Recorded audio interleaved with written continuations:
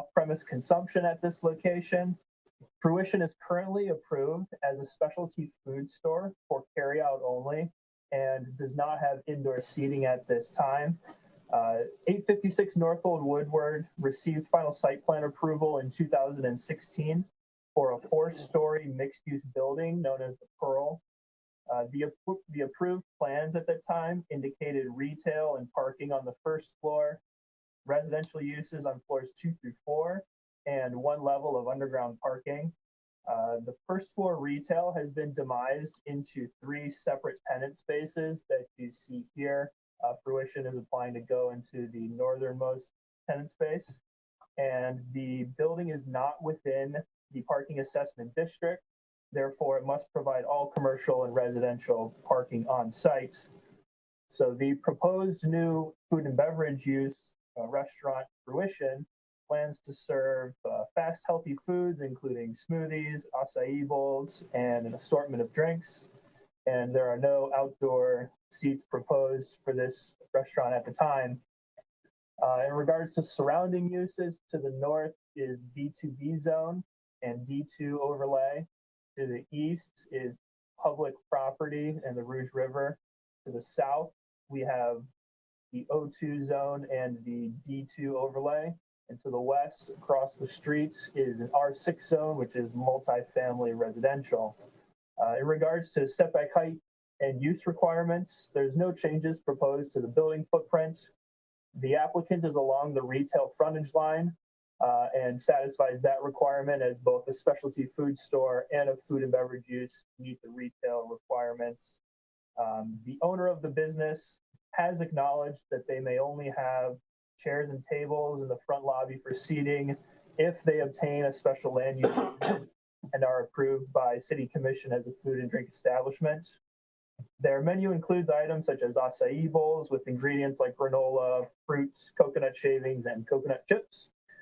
Fruition also offers bagels and toast with an assortment of toppings such as avocado spread with blueberries, feta, and pumpkin seeds. And drink options also include various types of lattes and fruit smoothies. The applicant has stated that their hours of operation will be 7:30 a.m. to 8 p.m. Monday through Friday, 9 a.m. to 6 p.m. Saturday, and 10 a.m. to 4 p.m. on Sunday. The owners have stated they have a similar operation located in Grand Rapids, Michigan, where they've indicated about 80% of their business is carryout. And so in regards to parking, where they run into some issues, as I mentioned, the site is not within the parking assessment district.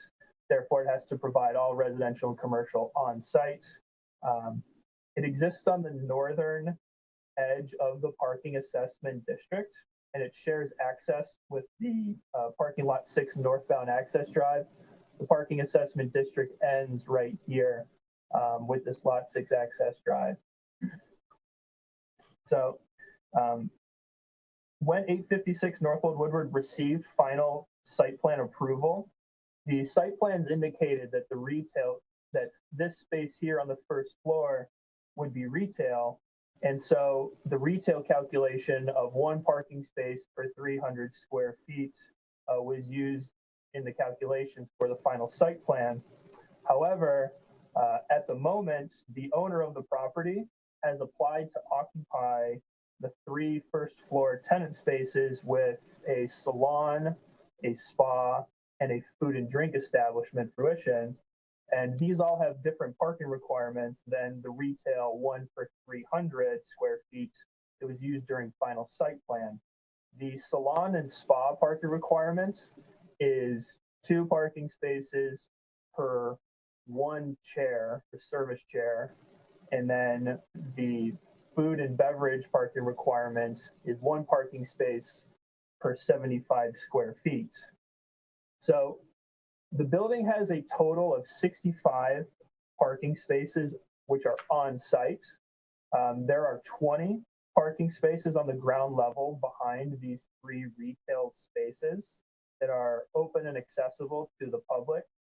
And then there are 45 parking spaces located in the basement level, which are accessed through a garage door here.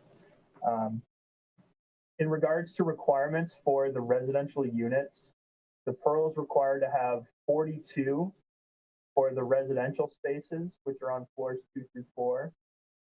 So that leaves 23 parking spaces to be used for the commercial spaces on the first floor. The applicant has indicated that although there's 20 here and there's 23 for commercial, managers of the stores will have access to the basement level. And so it's also of note that 3 days ago or 2 days ago at City Commission, the applicant was approved to count 5 on-street spaces, these metered ones in front here. So that brings the Pearl's parking total to 70 parking spaces that they have to provide for their users. So in the case of Fruition, they are in a 1,224 square foot space, and as a specialty food store, they require 4 parking spaces. So there we go, 1 per 300, 1,200 square feet divided by 300. That's their 4 requirement.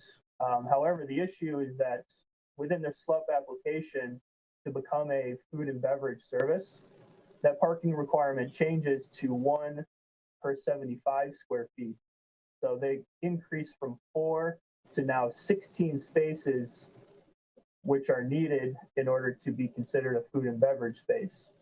And so considering the other 2 spaces that have already been filled, I'm going to summarize this if you want to grab a pen and like to jot it down on your notepad. So they have 70 total with the 65 on site and the 5 on the street. And then the Lash Lounge has gone in here. They require 14 spaces. The other spa was approved today, and they require 10 spaces. And so when you add that to the 4 of Fruition now, you get 70. So the current users hit 70, and that's what they have on site and on street. And so, but within the SLUP application, bumping it from 4 to 16, that's a change of 12. So Fruition needs a variance of 12 parking spaces, considering the current uses here at this moment, because Lash Lounge has 7 chairs and Aurora Meta Spa has 5 chairs, given the current applicant's floor plans. And so considering the variance of 12 needed and speaking with the applicants, they've also indicated that they want to pursue continuing to apply to be considered within the parking assessment district, which ends right here. And it was a lengthy memo for all of the parking variables going on, but the applicant had applied to be within the parking assessment district earlier this year. The advisory parking committee recommended denial. And then at City Commission, city manager said, well, let's go back and review 5 on street. So no action was taken on their parking assessment district application. The applicant might be able to provide more information on their perceived timeline or how they want to move forward with that. And so in regards to vehicular circulation and access, again, there's 2 curb cuts to access the space by car. It's a one-way drive aisle going north. And then to get into the basement, again, as I said, you turn in here. It's a garage door. It seems to be blocked off to most of the public, is my impression. And then also within the access, you can get into the space from the rear from these parking spaces or in the front door. So 2 doors for Fruition. And then for design review, let me go to floor plan.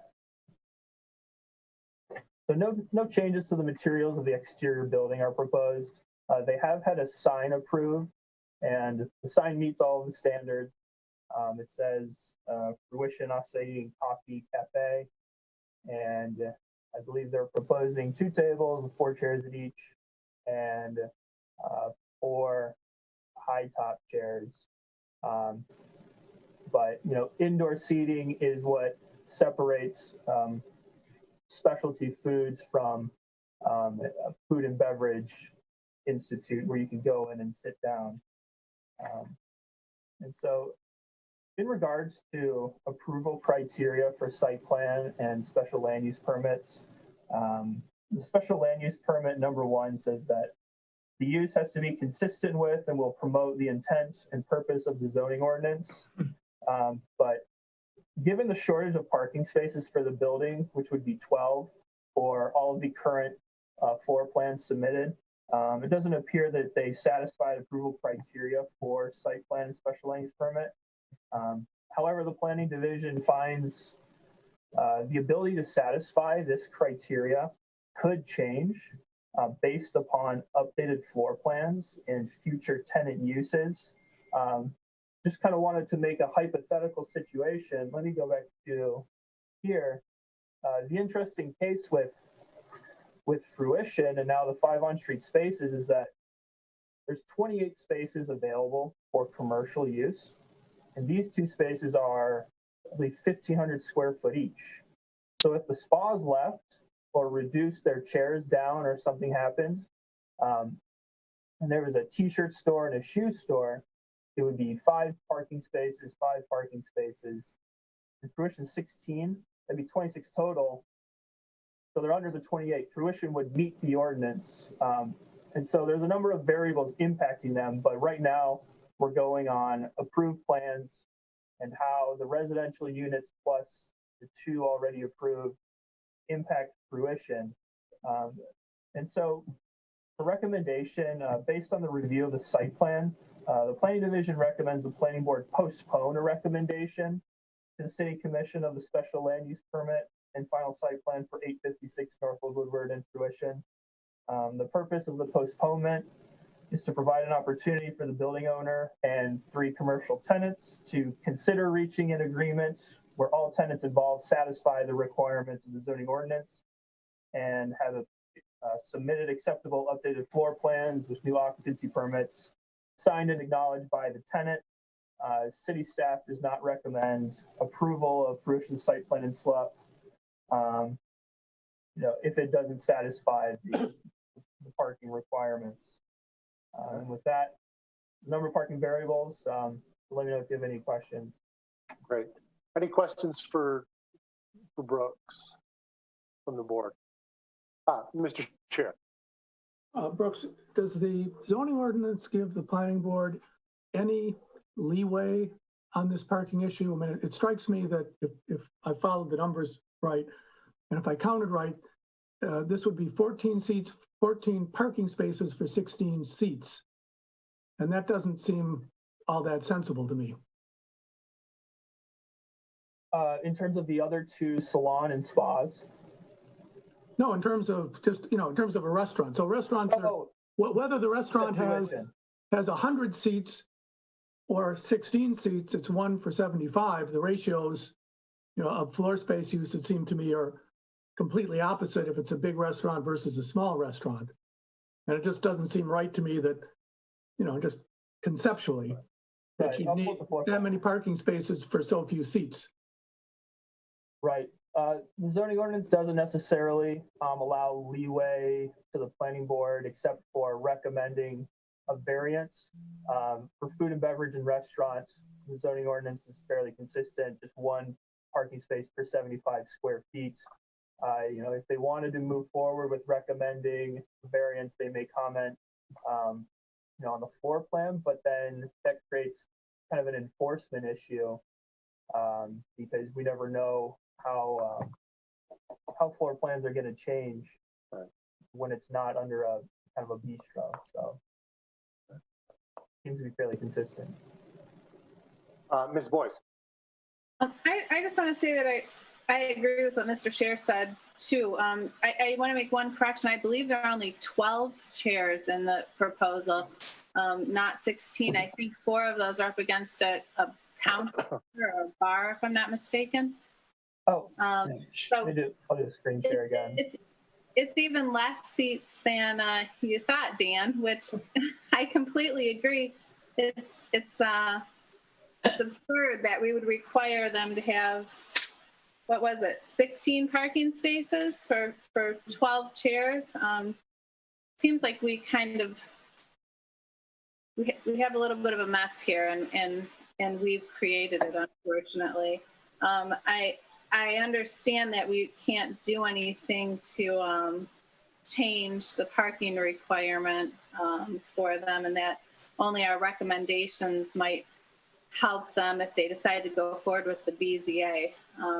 But I don't think that the proposal, and this is really my question, Brooks, for us to recommend postponing it in hopes that they come up with an agreement with the other tenants. If the 2 other spaces are already leased, does it seem likely that those tenants would agree to reduce the number of chairs they have in their operation if they already have a signed lease in order to accommodate more parking for this little carry-out place, basically, is what it is?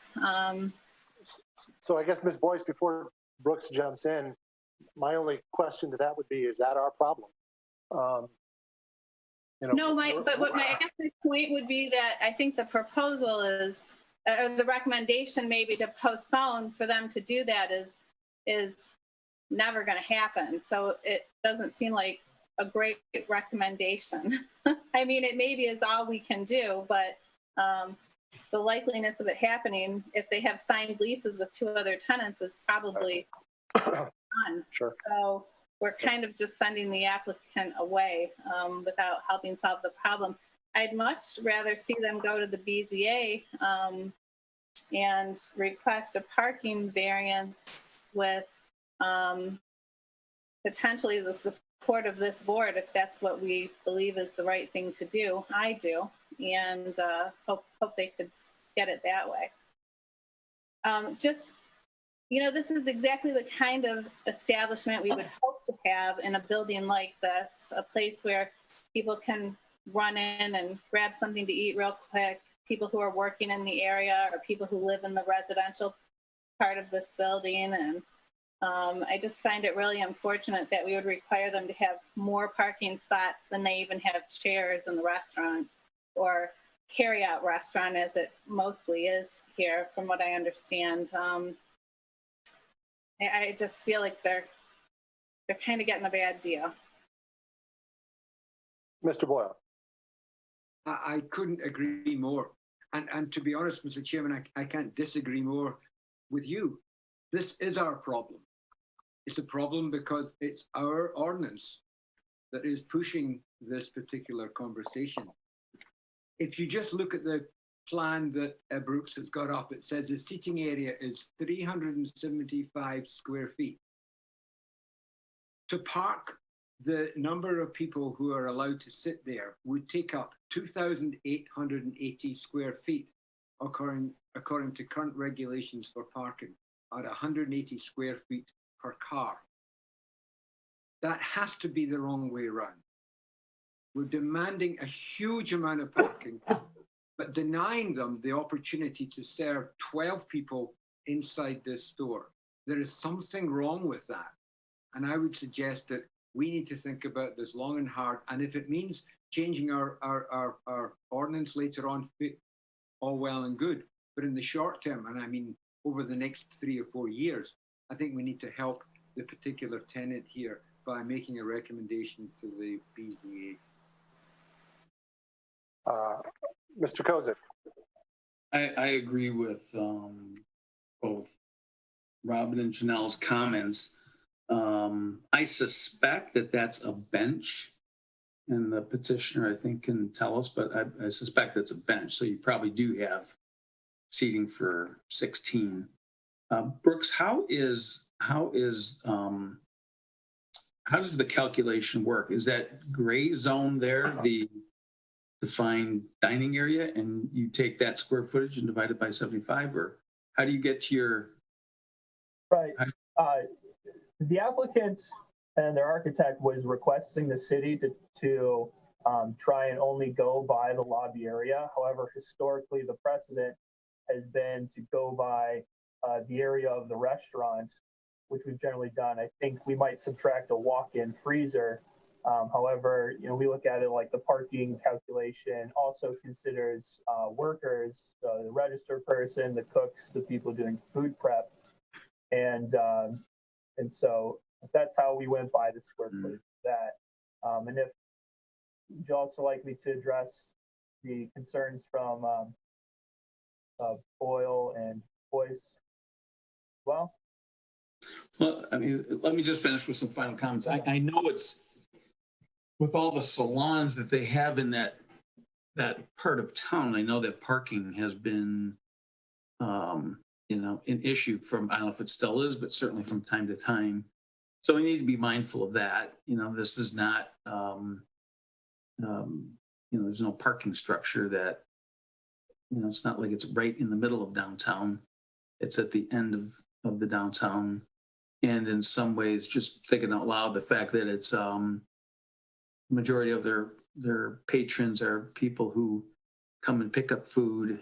In some ways, I don't know, does that put more of a burden on parking because, you have 6 people lined up at the counter trying to get something they ordered online and so, I would hope that when the applicant has an opportunity to speak, I would hope they have a very analytical approach to, why this makes sense. And if they have a similar space in Ann Arbor that, are there numbers and things that support the fact that this will not cause a parking, issue or backups or, whatever else might be associated with it. But generally speaking, I think Janelle's spot on. I mean, we're promoting these things, and there are people that live above this space, and how wonderful to be able to get access this. So it's a good use. Mr. Williams. Yeah, the question I would want to hear from is the building owner also, because, and I understand and concur with the comments, but the fact of the matter is we've got 3 tenants occupying space that was designated for retail, which has pushed us over the edge. And we're focusing on the third and the final requirement. But the fact of the matter is all 3 tenants push the envelope in terms of space requirements. So theoretically, there are only 4 spaces available based on our ordinance, which I don't think is even enough for normal retail. If that would be 1,200 feet, and we've got 1,224 square feet. I mean, I think the problem here is that all 3 tenants require space beyond that which is reserved for retail, and which we looked at 4 years ago and reserved it. And certainly the building owner knew that. So I think we're in this dilemma because we've got 3 tenants with, under our ordinance, special parking requirements above retail. So it's contrary to Robin, it's not all our doing. It's the owner's doing in light of the ordinance. I agree with your comments. This is, to me, silly. But we're in the part of town that has a shortage of parking right now. And that was, I assume, the concern on the recommendation for not including it in the parking assessment district, which would have cleared up the problem to begin with. That's my only comment. This is not as easy in light of our ordinance, in particular because we have 3 tenants that use up more space than traditional retail. So I wasn't going to comment yet, but we've all go around. So before I bring the applicant up, I do have to jump in, and I'm slightly surprised to shocked to hear a lot of the comments. I agree this is a wonderful proposal. I agree it'd be a nice place in that part of town. I agree our ordinance is heavy-handed and needs to be reviewed completely. And in fact, Mr. Boyle, your comment about the square footage is astounding. It's scandalous, quite frankly, from a practical perspective. Having said that, we have a zoning ordinance that requires parking. And the owner built this building. The owner knew what the zoning was. The owner knows what they're allowed to put in there. And to be quite blunt, they created this difficulty. We're not the Board of Zoning Appeals, but best of luck making that argument. We have a situation where this applicant, unfortunately, is not 1 or 2 spaces shy. They're 12 spaces shy. 12 of the 14 or 16 are required. It may be ludicrous, but it is the fact. And I am not in any way, shape, or form comfortable punting this over to the Board of Zoning Appeals by saying, well, it'd be awfully nice. I mean, quite frankly, think of it this way. If Fruition was first and the last one in was one of these high-intensity spas, are we going to sit here and say, boy, it'd be great to have a spa in this part of town? I don't know that we would, because there are already several of them up there. It's bad policy making. This is not how you do it. We want to change the zoning ordinance, let's do that. But there's no way I can support not only this proposal right now, given the parking concern and the way that the development has proceeded, but I can't even recommend that the Board of Zoning Appeals even think about it. I mean, it's not getting a vote of confidence for me. So I know we've just spouted a lot. I think we ought to give the applicant a time to maybe react to what we just said and maybe try and convince some of us of the direction here. But why don't we do that? Is the applicant available, and can we please bring them in with their Yes, I believe I just unmuted them. Yes, hi, it's Lindsay. Can you hear me? Yes, we can hear you. Okay, hi. Yeah, Can you please do me a favor, Lindsay? Can you please do me a favor? Could you just identify your full name? Yeah. You know, where you are. Are you the owner? Are you the architect? Please help me figure out who you are. Yeah, for sure. I'm Lindsay Sales, and I'm one of the owners with my sister, Leah Kaysen. Of Fruition. I believe she's on here as well, but I'm yes. Okay. Thank you. I'm going to be the one talking. Great. Please go. So do you have I've been listening to all of your comments, and I hear me. I feel like maybe I'm breaking up.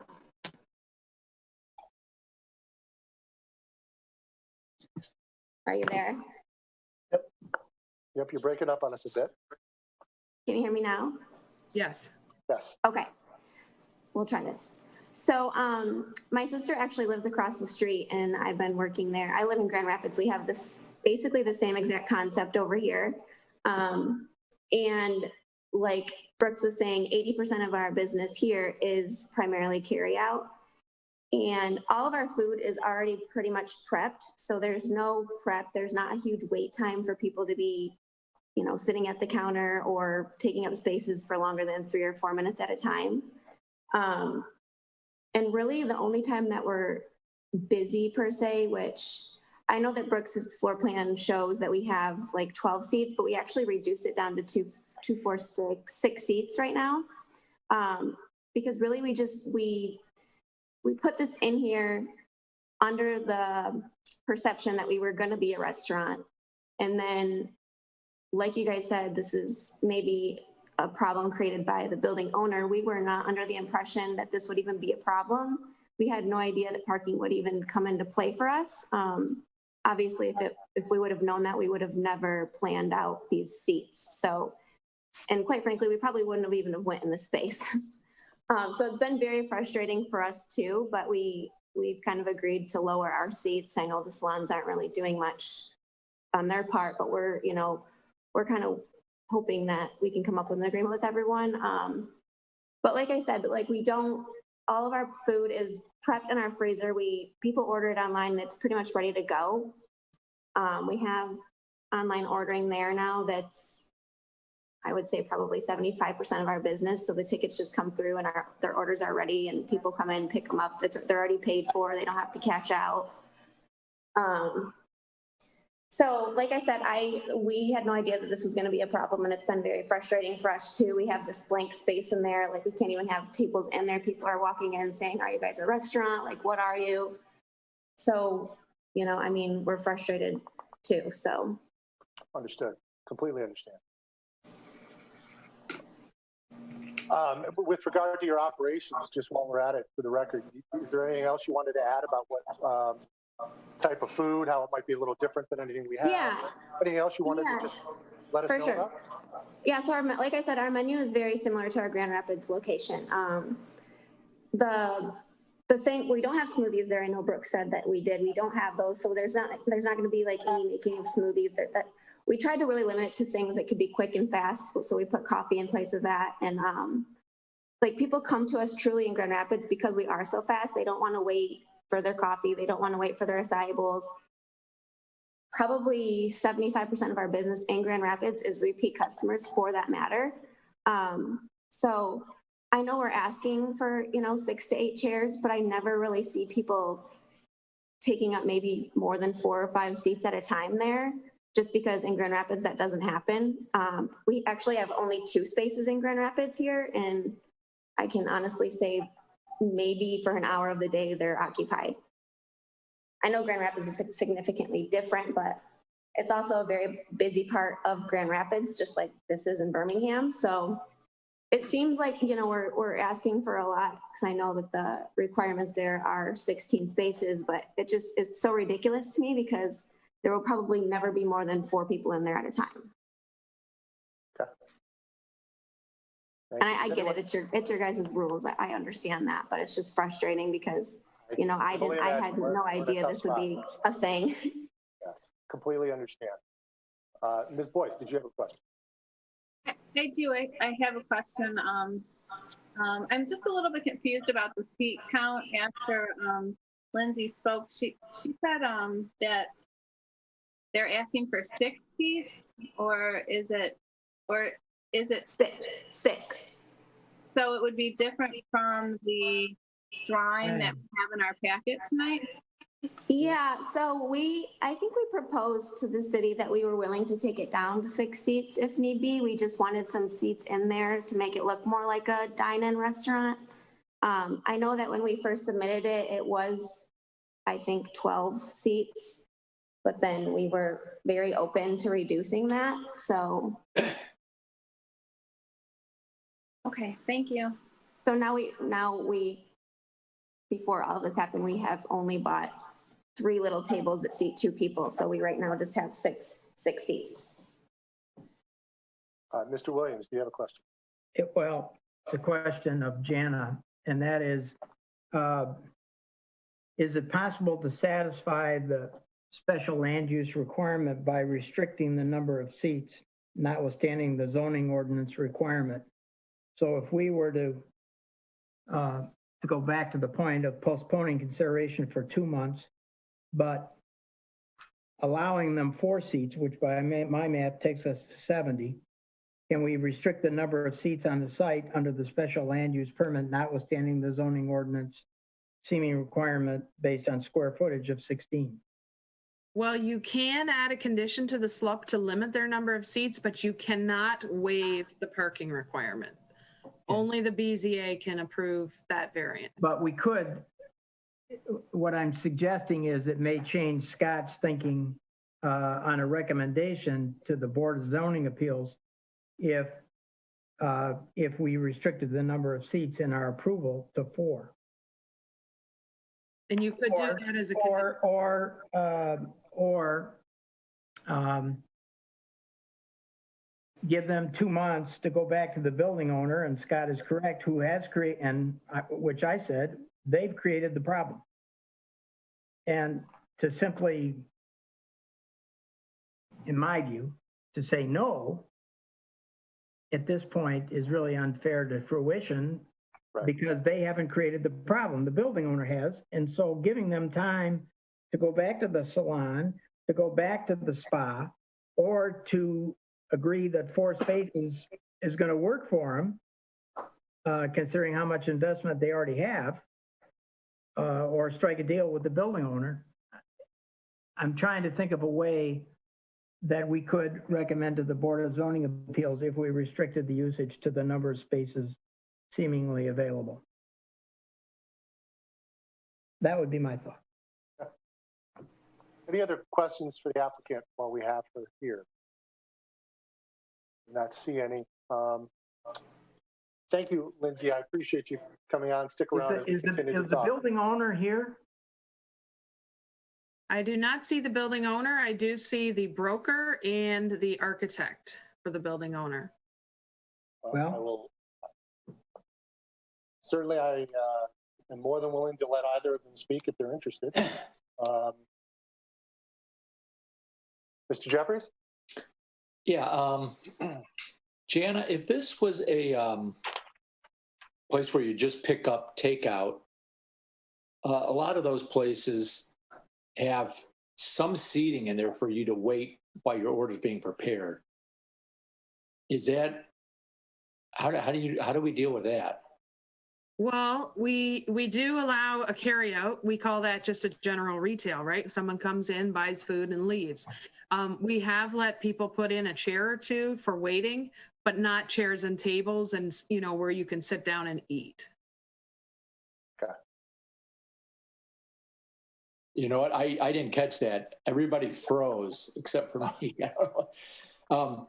You said, could you repeat that? I'm sorry. Sure. If you have a carryout only, you could have a seat or two maybe for somebody to wait while they're waiting for their orders, but you could not have a table and a chair, or a counter and a stool. You can't have a chair and table where somebody could sit down and actually eat. Is there an example of a place in town that's just takeout? There's been a few over the years. What is it? Tomatoes a Pizza or whatever that place is called over there. I think that's carry out only. Mountain King was carry out only before it went. Brooks, can you think of any others? Little Caesar's Pizza. Little Caesar's Pizza, yeah. All right. And I think Little Caesar's is a good example where they have a chair or two inside so you can wait, but you can't, there's no table and chair so you can eat. Simply Goods also places just carry out for food. True. Well, I think at this point, I'm going to open it up to the public. I did not see the broker or the architect raising their hand. Let's open it to the public. Is there anyone from the public that would care to comment on this proposal? If so, please use the raise hand function in the console. Do not see any. I don't see any hands going up. Okay. Last time for the public. All right, let's bring it back to the board. So, board, we have a dilemma in that we all agree that the ordinance in place is inappropriate given the use being used here or being proposed here. However, we have a bit of a difference of opinion on what we should or could do about it. Anyone want to open up any further discussion? Mr. Woods. Yeah, I mean, I think I would be prepared to deal with these separately, and that is, I would simply say that the special land use permit, and we can impose conditions there, would restrict the number of seats to 4, not 6, but 4. And on that basis, to recommend to the Boarding and Zoning Appeals that they grant the variance.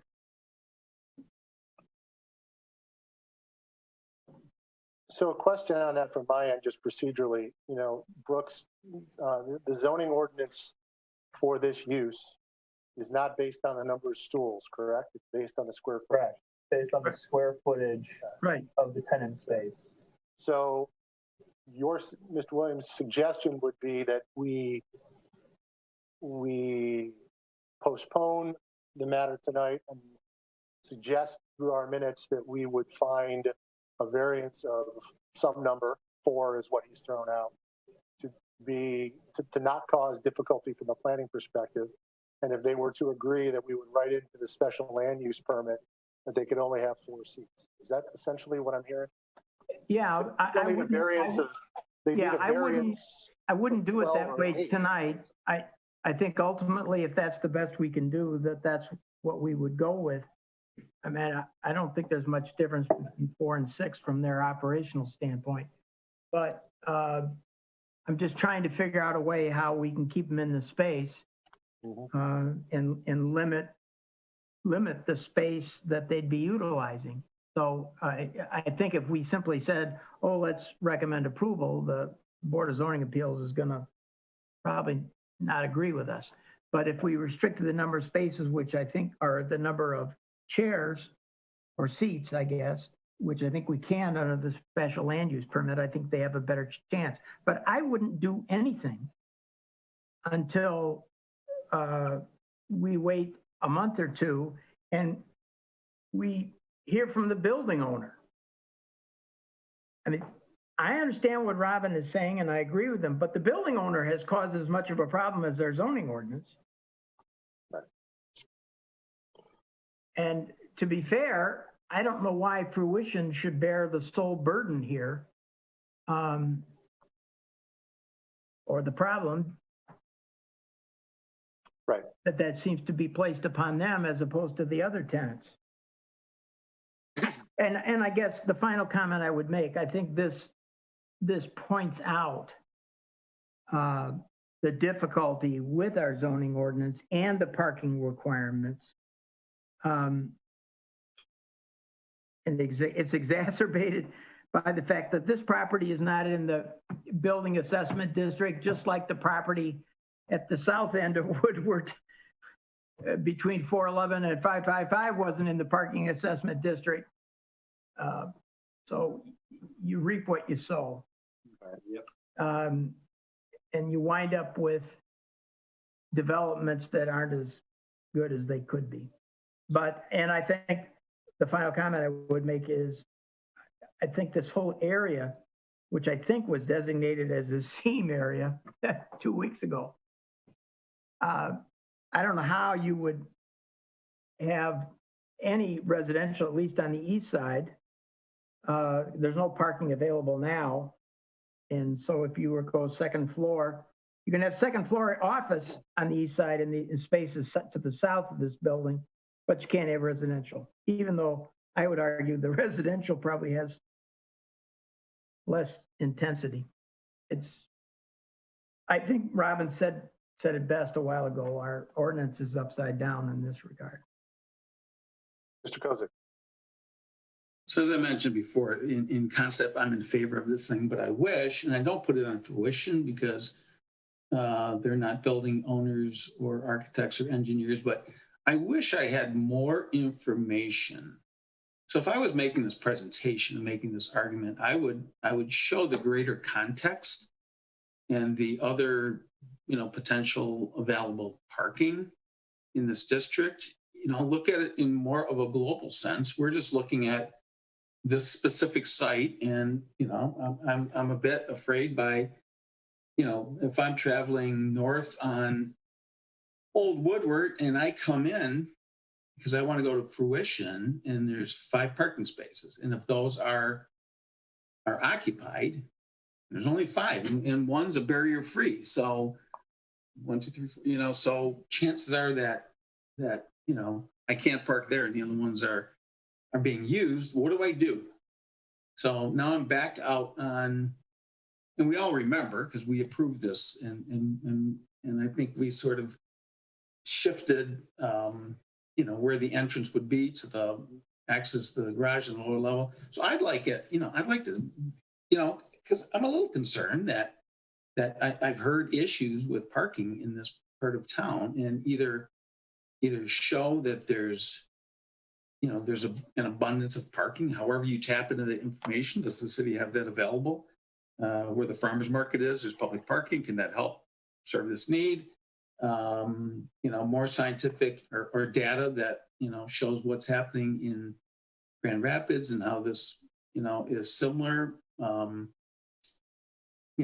again, what keeps us from, so if we say, yeah, you're limited to 4 people sitting at a table, and they're like, what, how do we know that a week later there aren't 8 or 12? And right. You're playing that musical chair game. So I'd love to see this happen. I would hope that there's not an issue from a traffic, and forget, parking potentially an issue, but also traffic coming in and out and not finding space, looping around and trying to get back in. And so, I wish somebody was making a presentation in a more, greater context and help us be comfortable that this thing can be,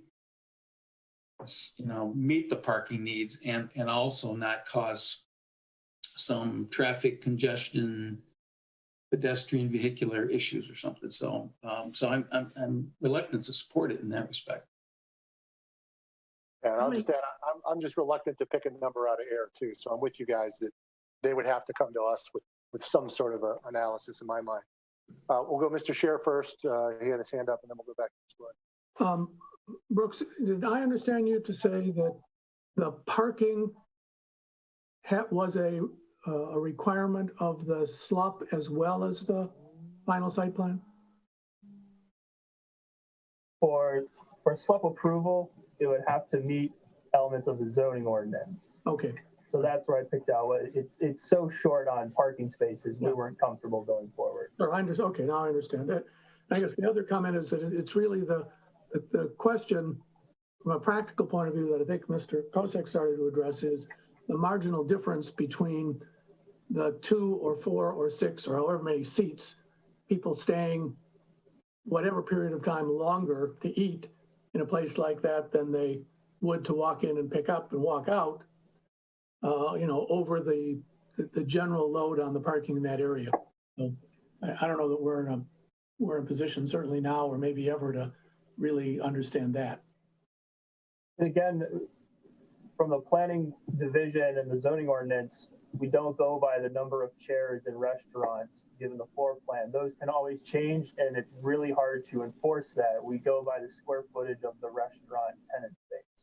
Sure, I understand, but I think at least my issue with the ordinance in this circumstance is that if you have let's call it a 375-foot dining area, there's a limit to how many chairs that you can fit in, how many diners you can fit in. There's a natural limit on the number of people employed, in the space to serve that dining area. And that's radically different in terms of the load that it imposes from a 100-seat restaurant. So I understand the zoning ordinance and we certainly can't, vote to approve it because it violates the ordinance. I'm just saying that the potential defect of the ordinance in this circumstance and a practical consideration is, Mr. Kosek, I think, appropriately addressed the issue of, what goes on in that area if we allow any indoor dining, whether it's 375 feet or more, or 1,000 feet, is what's the marginal usage of the parking spaces in that area? That's my only point. Mr. Williams, and then we'll go to Mr. Jeffers. Yeah, Brooks, can you repeat how many parking spaces are available inside to the There are theoretically to the proposed 3 tenants? There are 20 spaces on the ground level within the building. And those aren't visible from the street. No, they're not. You may be able to see the access points. That goes to Bert's point that if you drive, you have no idea whether there are 20 spaces available or none until you pull in. Mr. Jeffers. I spent a lot of time in this particular area. I was just there right before the meeting. And one of the people on the parking committee is a business owner in that strip too. So they was very informed when they talked about this, I'm sure. But the big issue there is the number of salons and the fact that when you go into a salon, you're in those spots for several hours. To that extent, a business where you're in and out would be good. It's not for us to necessarily decide, but that intensity of the number of salons, I don't think there's a part of town that has more per number of businesses. It's got to be 25% of those things are salons or salon-like businesses. So that's and it's particularly bad on Thursdays and Fridays. Mr. Boyle. I can't accept that, Stuart. That is ours. And in that are detailed detailed parking standards that we set. We sat down years ago and worked out what the parking would be for a whole variety of different uses in this town. We didn't change it for a grab-and-go coffee shop. We simply didn't. We left it. It's our responsibility as much as the owners to change that. If we want a walk-in, pick it up, 80% of the customers are coming in for a grab-and-go, then we should change the ordinance. Our ordinance. Don't disagree. And I don't disagree, Mr. Boyle. We can't do it in the middle of a site plan review is my point. I get that. But what can we do to help this tenant? The owner has put them in a position that I don't think there's anything we as a city can do to help this tenant. Unless we go and change the zoning ordinance, which is going to take time to do. I mean, and I'm all on board. Stuart, I'm with you. I get that. Mr. Chairman, I think the owner, the tenant has their hand up. Yes, okay, yes, please, let's bring her back. Yeah, hi, can you hear me? Yes. Yes, we can. I just wanted to say really quick, because I know someone had said maybe if we had more info compared to Grand Rapids or whatnot. But I've been working in the Birmingham location quite often, and there's quite a few spaces that are metered just like our Grand Rapids location. And it's, the 2 spaces that we have in Grand Rapids that are specifically for our building. If there's not a spot there, they go to the meters. And if there's not a meter spot, they just keep driving around or they leave. So I'm just curious, do you guys take that in consideration, all those metered spots that are across the street? I mean, because when I've been working, those meter spots are pretty open during the day. Appreciate that feedback. Again, I think to the point that I'm trying to make is that we don't have the latitude to make such a determination. We just don't. That's what the Board of Zoning Appeals is there for. Well, and the city commission has Right. designated 5 spots, not more than 5. Right. I mean, I suppose theoretically the city commission could designate more than 5, correct, Jana? Well, actually, the ordinance only allows them to dedicate those that are immediately On the adjacent to the frontage. property, right? So those would be the only ones available, unless they were to add them into the parking assessment district, which they've already tried, and they went to the advisory parking committee, and their recommendation was no, it should not be added. And then they went to the commission. So, Well, Board, we've been talking through this in detail. I know that we've got some disagreements of opinion, perhaps. Where do we want to go with this? I know that there are a few of us that have recommended a postponement to allow the applicant, the owner, to seek other methods. Personally, I think that's a prudent approach. It's not Fruition's fault. I'd like to give them some time. Are there any other opinions? Is any other comments worth putting down here today, or does someone have an idea on a motion of where they want to go?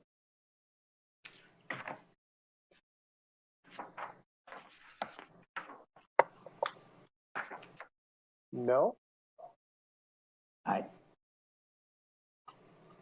What's the date of the March meeting? just give me a minute. It is March 24th. 24th.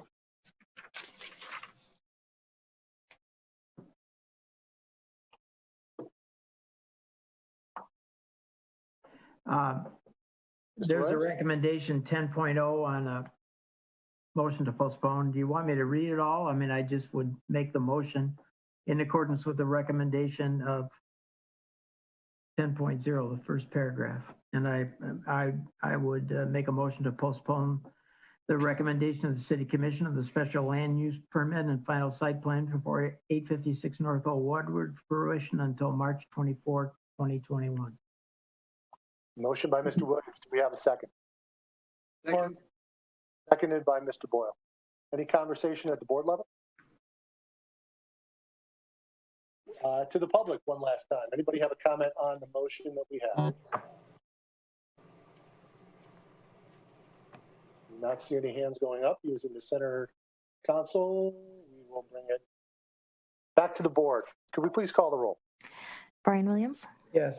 Robin Boyle, Yes. Scott Klein, Yes. Stuart Jeffries, Yes. Bert Kozak, Yes. Daniel Scher, Yes. Janelle Wolfe-Boyce.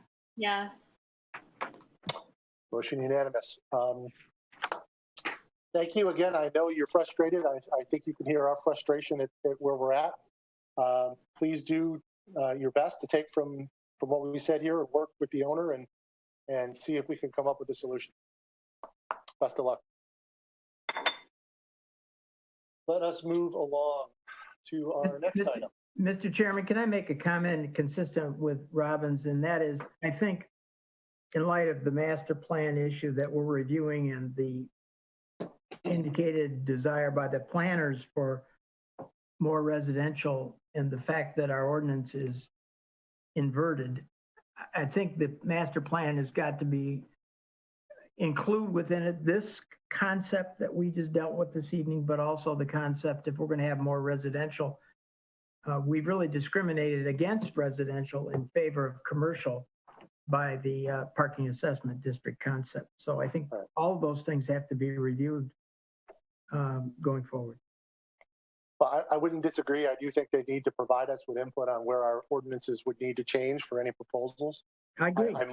I might suggest that we don't consider a review of our general parking ordinances to have to wait until the master plan is done and buried, particularly when we're talking about yields like this. But point very well taken. Thank you. Let us move to the next item, special land use permit approval for 219 Elm Street, All Seasons Phase 2. For those keeping score at home, this is an odd one in that we did recommend approval of the final site plan at our previous meeting, but we did not move forward with the special land use permit review due to a noticing issue. So we are back here tonight to finish that up. And Jana, are you handling this one or is this Nick? I can't remember. This one is going to be Nick. Welcome, Mr. Dupuy. Why don't you take us into the special land use permit review? All right, thanks for teeing it up, Chairman Klein. So that's just it. On December 9th, actually, that's when we approved, well, this board recommended approval to the City Commission of the final site plan for this All Seasons 2 development. There were 7 conditions of approval, 5 of which were really the only ones that needed action taken. At the time that this report was written, I hadn't gotten any revised drawings from the applicants to try to satisfy those conditions. To keep a long story short, I have been working with them over this week to get those revisions in, and they are coming in and they are meeting those conditions. So it appears as though they'll have that very clean by the time it gets to the City Commission, which is what we look for. But for this meeting, the only note that I had is that the applicant did attempt to address some of the comments that the planning board made with respect to the architecture and the facade materials, which I'll go over in a second here in the design review section. But in terms of the special land use permit, just a reminder, a special land use permit for an independent senior living building is required in the O2 zoning district where this is located. We heard last time that this All Seasons 2 development is proposed for a sort of a younger age bracket. The 55 to 75 range is what they said last time, that are looking for a little more independence than what's offered in the All Seasons 1 development. They're going to be completely separate buildings, but again, as they mentioned last time, All Seasons 2 residents will have access to the amenities in All Seasons 1. They provided a site connection plan for how those residents are going to get over there and everything. So let me scroll down here. The only change that I mentioned, and I think this was mostly Stuart, maybe Bert, that had mentioned they had some trepidations about the amount of hardy fiber cement siding. So in their new proposal, let me share my screen just to show you. It's not in color, but I'll be able to show you the locations at least.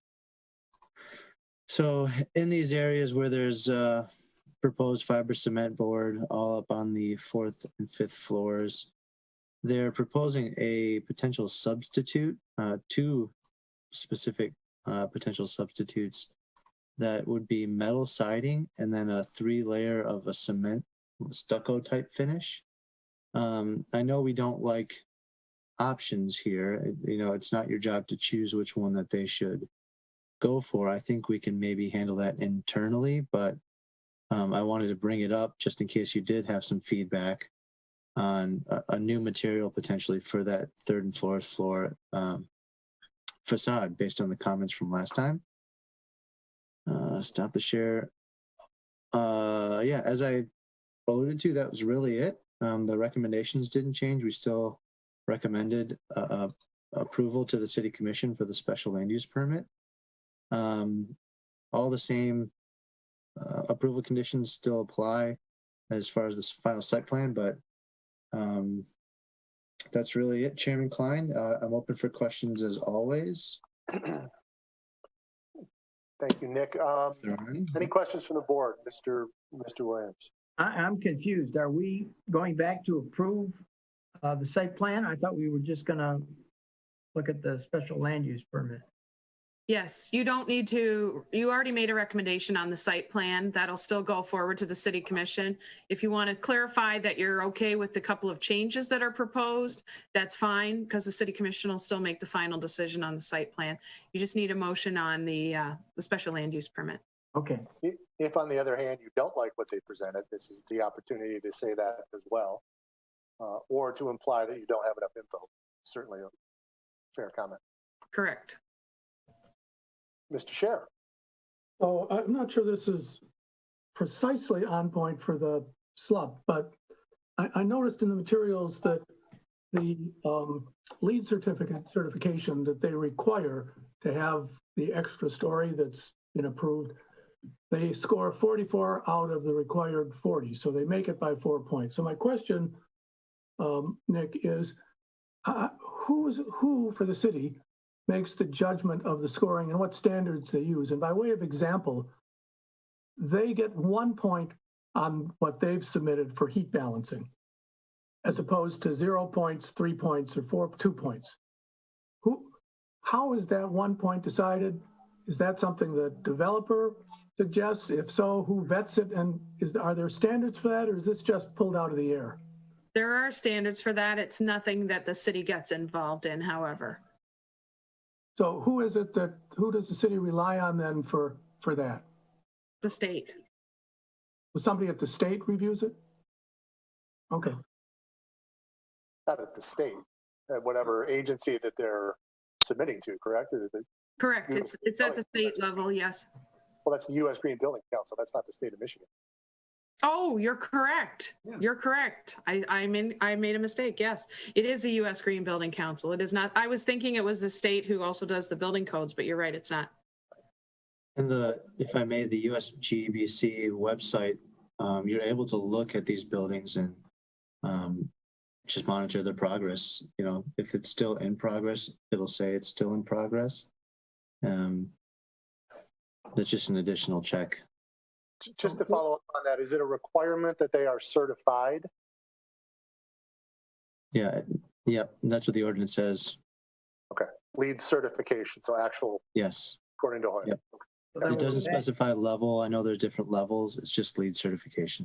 So then we're back finish to with the Mr. issue if Sheriff. they don't get the certification. Right. Can I just follow up? Mr. Sheriff, finish that up, and then we'll go to Mr. Boyle. For the professionals on the board, but the design architect professionals and the planners, is this green group, is it a pat in the back friendly group of professionals who scratch each other's back, or is it actually a serious enforcement that guards its certifications carefully? Mr. Kozak, do you want to take that one? It's option B. So Okay. It's a challenge, and typically when we seek these things, you shoot above and beyond because they're going to come back and deny you something for whatever reason. So it's yes. So right. Mr. Boyle, you had your hand up next. But I have heard And I would certainly be disabused if somebody could tell me that it does rely heavily upon the applicant self-completing the forms in terms of how they reach the particular standards for, used to be bronze, but I think that's scrap now, silver, gold, and whatever the final one is. It's very dependent upon the applicant themselves. That's what I've heard. But I've no reason to doubt them here. I have. Yeah. In my opinion, if our ordinance allows it, which it does, then, they should have the prerogative to seek it. And you'll never know if they achieve it or not until the building's done and beyond. The question was always like, what if something happened and you didn't get there? You can't go buy some points, but I suppose we have to assume that the professionals involved in this, because it's quite an effort, that they know what they're doing and they'll understand, the problems associated with if you don't get it. So nobody wants that. Mr. Jeffries, you had your hand up? Yeah, I was just relative to the two alternative potential materials. Nick, do you have anything more than metal? I mean, is it metal panels, metal lap siding, cedar shake metal, and then the cement, or whatever, is that IFAS or what? Just a little more clarity on that. Yeah, so it was originally proposed as cement siding, but in terms of the alternate material, they just say metal siding or 3-coat cement-based finish. I don't have details. Ms. Boyce. And the same sort of question. I read in the body of the packet something about an addition or a change to some brick, and maybe it was the southeast corner or something like that. And because I don't have the old drawings, it's hard for me to figure out where that was and what the difference is and what the new material is. Do you know any of that, or should we ask them when they speak? Yeah, I can show you what my best guess was there too. But you might be surprised as to how small it is. I'd like to see if Mark. So see this area right here, the brick. Apparently that used to be stone, and that's really it. Okay. Thanks. So if the applicant has anything different to say, please feel free to raise his hand. But yeah, we'll bring Mark up in a second. Any other questions, Nick, before we go to the applicant? No? All right, let's bring the applicant forward. I see Mark's got his hand up. Let's get him in here. Oh, Mr. Besnos, good to see you too. Hello. Hello, gentlemen. Just for the record, introduce yourselves and your involvement, and then please, anything you'd like to tell us. Hi, my name is Mark Hyland. I'm with the BezTech companies. We're the developers, owners, and operators of this project, as well as the site next door. With me is also Sam Besnos, one of the principals with the company. We're here to answer any questions you have. I can start out first with the notes that we've added to the plan about the alternate materials. What we try to do is we heard what you were saying, and we're working right now on improving the plans and spending quite a bit of time, I assure you, on this LEEDs requirements, because it is arduous. It's a balancing act between the materials you use, the installation you use, the mechanical equipment, and if you fall short in some way, you get 0 points. And so we're trying to go through with the balance. But what we want to do is recognize that there was some current concern about possibly adding some different materials. And we thought if we at least added some possibilities, it might provide staff with the ability to look at it and go, oh, that's adequate, without having to send us back to Planning Commission just because we decided to use some sort of a metal screen on the roof, which was one of the things that was mentioned. So that was the point of those notes being added. Regarding the brick, we did add a few accents here and then up the back side walls and in one of the corners. Not a specifically large amount, just something to kind of break up the appearance of the areas, the larger flat surfaces. Mr. Klein, would it be appropriate just to go through the list of a few items right here that I have to talk about, or? Certainly, if you'd like to, please, by all means. Okay, great. So as Nick has said, he's been working with us fairly well and diligently over the last week or two. One of the items that was brought up was the awnings. We still have the approved overhang on the front sidewalk, but we've pulled the awnings back on the north and south side so they fit within the setbacks, so we don't have to go through the kind of messy easement issues over the alley and over the neighboring property. We've added the additional cut sheets for the air conditioning units that we've got chosen now for the LEED certification. We've added the screen wall detail. It's the same detail as the All Seasons one, so that we'll have a little bit of a similar appearance along the frontage of Elm and the alleyway. We've adjusted the landscape plan. There was some issues where one sidewalk was kind of shifted and the plants hadn't been shifted, so we've cleaned that up. We will be revising the photometric plan. We have not done that yet. We included it, but we're working on now in the electrical systems. There's a number of categories to certify to get your points for leads, and one of them is the electrical system. So we're working our lighting materials right now.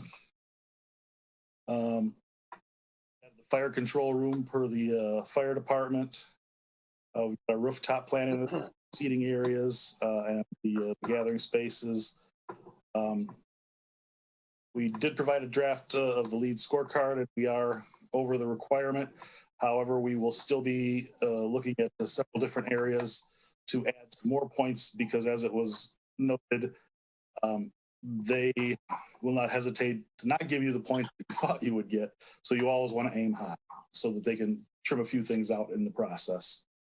And then we agree that the site and construction plans will conform to all the requirements set forth by the city. And again, now we're going for the section 3.08. We're going to be providing the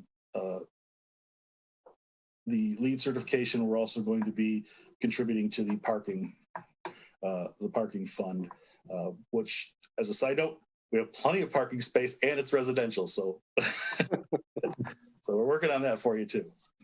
Fair point. If you have any questions, happy to answer them. Any questions for the applicant? Any conversation about the materials? Anything? Mr. Kozak. Just a comment about the materials. It's so we've been through this process before, and I think we, typically we look at materials and colors, and so we've blessed what had been presented. So as I think, was it Stuart, somebody said, what's metal siding look like? It can come in 12-inch sections or 4-inch sections. It could be clapboard. It could be aluminum is metal. So I feel a little uncomfortable not really, being able to see exactly what that is. And then stucco. So I haven't had a chance to really think about it. So stucco can be wonderful, the appearance of stucco, and then it can also lack scale and texture. It's just a big, broad, So I'm a little uncomfortable with, I agreed. I think it was Stuart that made the comment last time that there's a lot of cement board siding going on here, but are these options equal or better? Maybe, but I don't feel like I have enough information to feel comfortable with that. So in my mind, I'd stay with what was approved. If they want to make some tweaks with brick, I'm fine with that. We'd be removing that. It was just an attempt to allow for some additional materials to be put into the building based on comments from previous meetings, but happy with it the way it was. And if we do end up making some changes, we can certainly present it to Nick and staff, and they can decide whether or not you guys need to take another look at it. Okay. Thank you, Mark. I do appreciate you looking into that, by the way. Any other comments or questions of the applicant? Okay, seeing none, let's take it to the public. Is there anyone here from the public that would care to comment on the special land use permit for this project? If so, please use the raise your hand function in Zoom. And Jana, I don't see a hand. I do not see anyone. Nope. This is like the exact opposite of last time. Had hands left and right last time. Couldn't keep up. All right, well, let's bring it back to the board. Board, any further conversation? Any comments related to what Mr. Kozak said? I tend to agree with him. It's very difficult to really see what they're proposing, and while I appreciate it, it's quite difficult to see whether it would be an improvement or not. Mr. Boyle, I think you're muted. Let's make sure you're unmuted.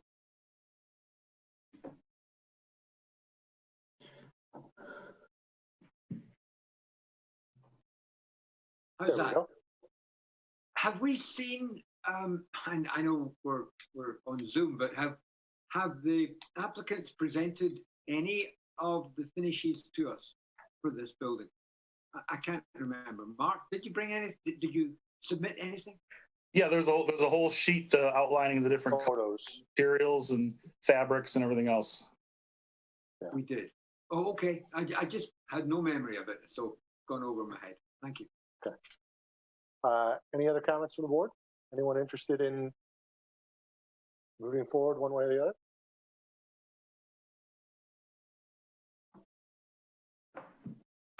Mr. Williams. I mean, I take it all we have to look at is a special land use permit. So Correct. I'll make a motion that the planning board recommends to the city commission approval of the special land use permit for 219 Elm Street, All Seasons 2, subject to the conditions that we and also simultaneous with the recommendation with respect to final site plan approval. Motion by Mr. Williams. Do we have a second? Support by, is that Mr. Scher? Yes.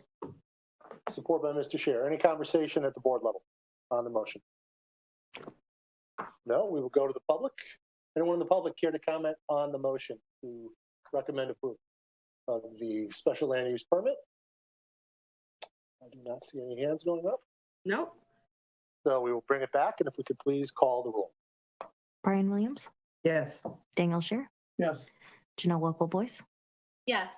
Robin Boyle, Yes. Scott Klein, Yes. Stuart Jeffries, Yes. Bert Kozak. Yes. Unanimous. Thank you, gentlemen. Thank you. Thank you very much for your consideration. Thank you much. Let us move along. Oh, it's old home night. We've got final site plan review for 2101 East 14 Mile Road, the medical office building. Back again. Do you ever do anything new? I don't know. I think they just enjoy our time so much, Mr. Williams, that they find reasons to come back and talk to us about parking and land planning and all those fun things. I think you did miss 35001 Woodward, howeard. I did miss 35001. I apologize. You're absolutely No right. problem. Forgive me. They have 35001 Woodward and Maple. They have requested postponement to March 27th. It's 24th, as I checked earlier. That's a typo. Okay. They submitted a request in writing about 2 weeks ago requesting postponement of this because they're still continuing to try to work out an agreement with the owner of the Hunter House. Okay.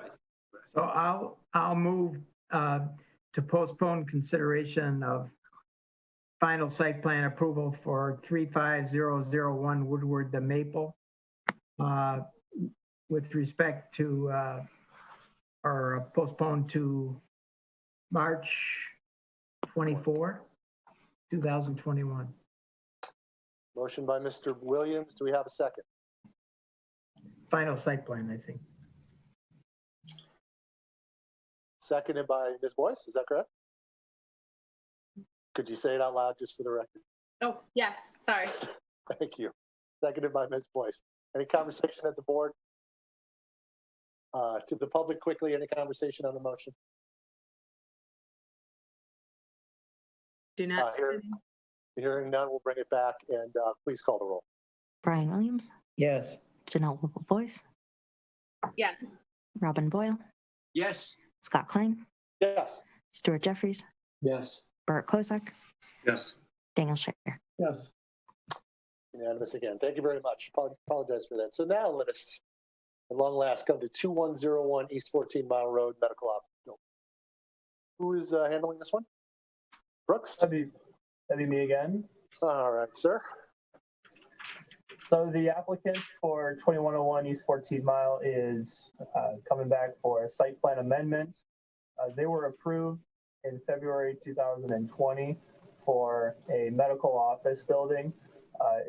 You may remember that the office building had a second tenant space located on the eastern section. It was a little small, and so the applicant is proposing they're removing that second tenant space and make it a single user. And so they also shrunk the building. They moved the western elevation in 5 feet, another 10-foot setback from that side.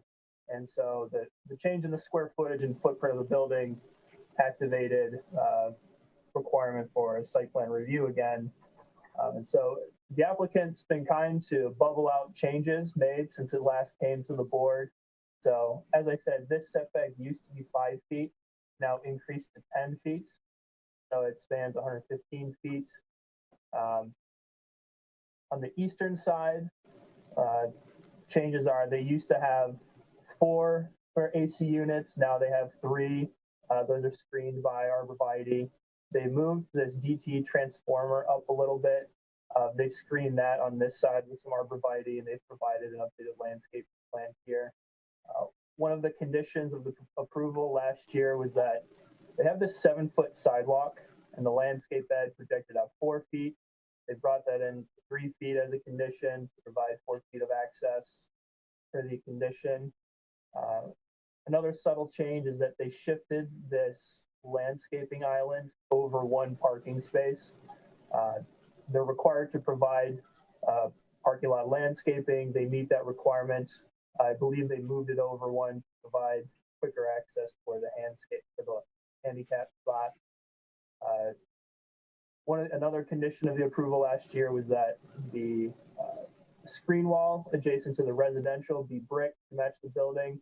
I believe they're proposing a Coal City black color for their screen wall there. So if I scroll to, let me zoom out a bit. Landscaping plan, just to go over a few of the changes. I believe they put a new tree here, and they added the new landscaping to screen that DTE transformer. For the floor plan, let me zoom out. Oh, here we go. Again, the changes on the east side, they're expanding the use of their dental office. They're also saying that they're trying to spread the chairs out a little more than before due to COVID and provide a little bit more of a barrier between all of the spaces, they were saying. So they highlighted the changes on the elevations as well. I believe on the north, this faces 14 Mile. I believe they've added another window here, but they lost a narrow window here. And then for the north elevation, this faces the parking lot. I believe they made some adjustments to the window here. They added some silver metal aluminum behind the windows on the top. And on the east facing side of the building, they removed, I believe, a window or 2. That's facing the adjacent office to the east. And for parking requirements, single user medical, and so zoom in back.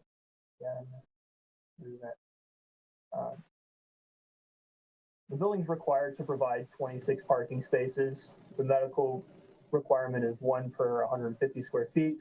So they have 24 on site, and they were approved by City Commission to have 2 on Mansfield Road. Currently, there's 2 curb cuts going into the building. Just to go over what from last year, they're removing that curb cut, so the access will just be from this side. And then also wanted to bring up that a year ago, they provided their glazing calculations. The glazing calculations facing 14 Mile and Mansfield are required to be 70%. The applicant didn't meet that, and I believe they're at 40% now due to some modifications to the size of the building. However, back in February of 2020, the applicant indicated that as a dental use, they would like to have a little bit more privacy and not have as many windows as people are lying down. They also wanted to help prevent some glare from getting in the dentist's eyes while working. And so I believe it's section 4.9E of the ordinance allows the planning board to waive glazing requirements if, for instance, it's a mixed-use building. City attorney determined that yes, O1 does count as mixed use, and so those requirements were waived a year ago. They still don't meet the glazing requirements. However, it's a very similar window setup. And so materials, you have the knotty wood metal paneling to break up the expanse of the brick, and all of the windows satisfy the 80% DLT. And so with that, the planning division recommends approval. So if you have any questions. Brooks, just from a standpoint of procedure, would it be beneficial if we also comment in any motion that we continue to support the waiver on the glazing, just for the record, so there's no confusion? I think for the record it would, because the glazing numbers have changed a bit. However, I think they went up by a percentage or two. So. Okay. Any questions of Brooks before we let the applicant talk? Mr. Williams. Yeah, we have a letter from the adjacent owner. What's the planning division's recommendation? I noticed there's a reference that says the planning board may wish to consider. What is your thought, Brooks? Sorry, I was trying to go through changes. I forgot to mention that part. Yes, on their vehicular circulation and access, the building to the east provides concrete blocks. Let me pull up the site plan again. Thanks for calling that out.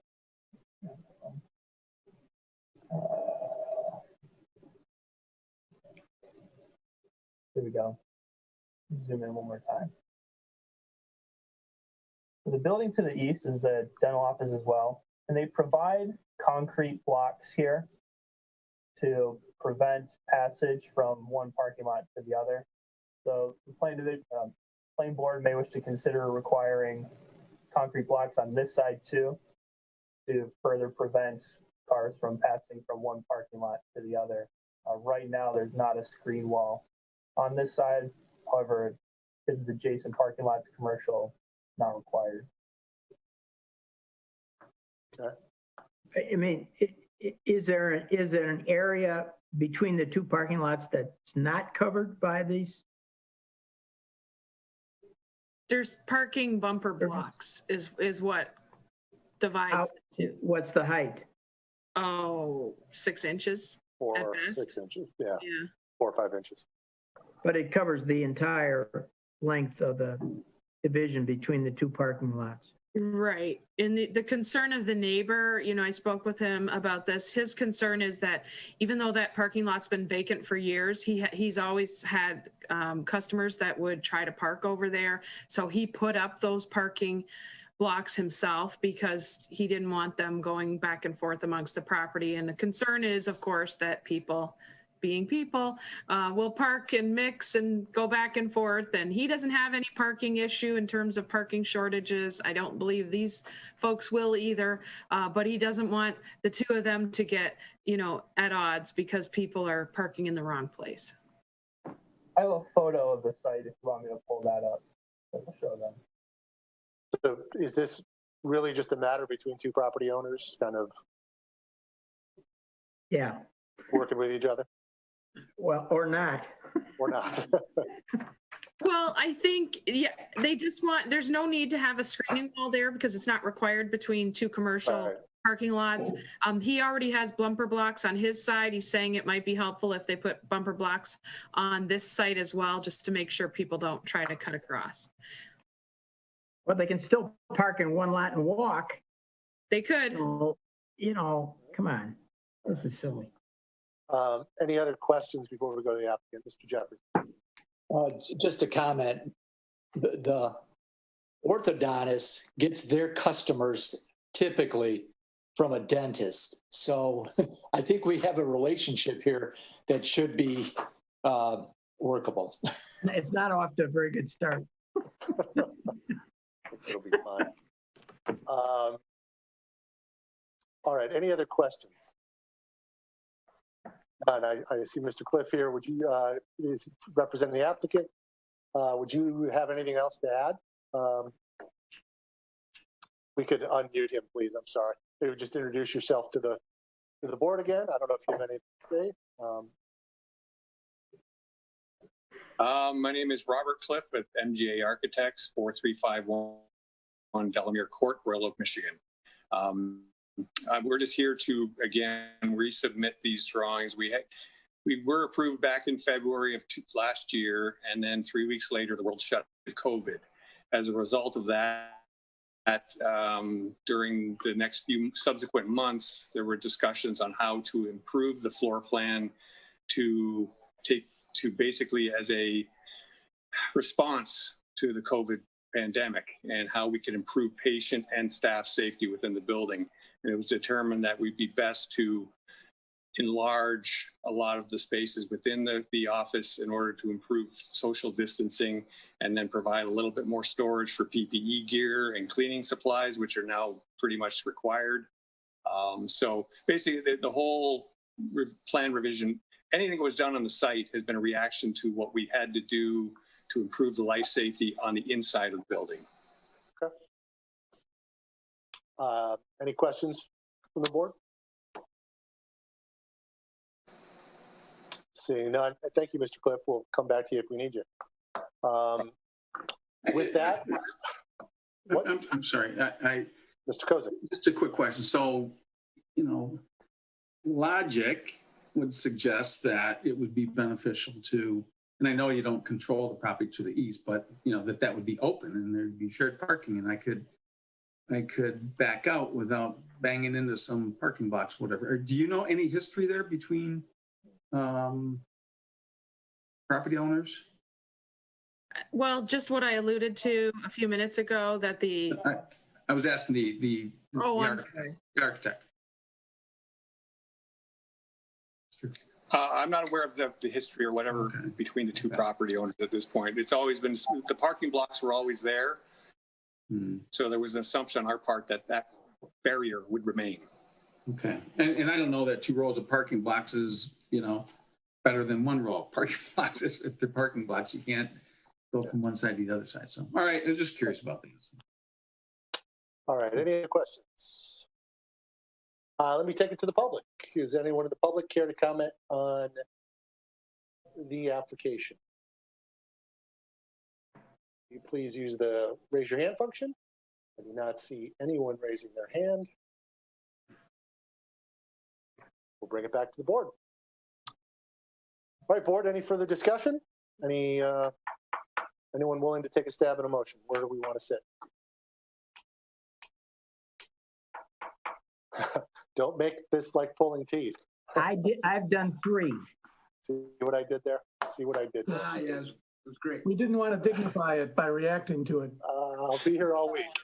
Please, somebody. I see Miss Whipplevoice raising her hand to end this madness. Could we make sure she gets unmuted?